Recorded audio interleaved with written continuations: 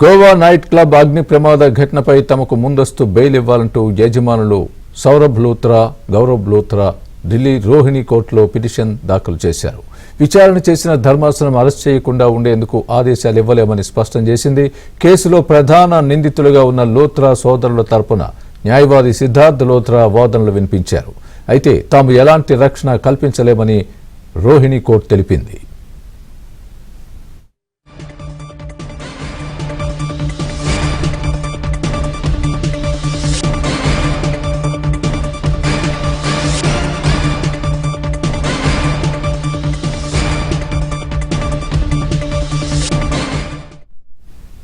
Goa night club అగ్ని ప్రమాద ఘటనపై తమకు ముందస్తు బెయిల్ ఇవ్వాలంటూ యజమానులు సౌరభ్ లూత్రా, గౌరవ్ లూత్రా ఢిల్లీ రోహిణి కోర్టులో పిటిషన్ దాఖలు చేశారు. విచారణ చేసిన ధర్మాసనం అరెస్ట్ చేయకుండా ఉండేందుకు ఆదేశాలు ఇవ్వలేమని స్పష్టం చేసింది. కేసులో ప్రధాన నిందితులుగా ఉన్న లూత్రా సోదరుల తరపున న్యాయవాది సిద్ధార్థ్ లూత్రా వాదనలు వినిపించారు.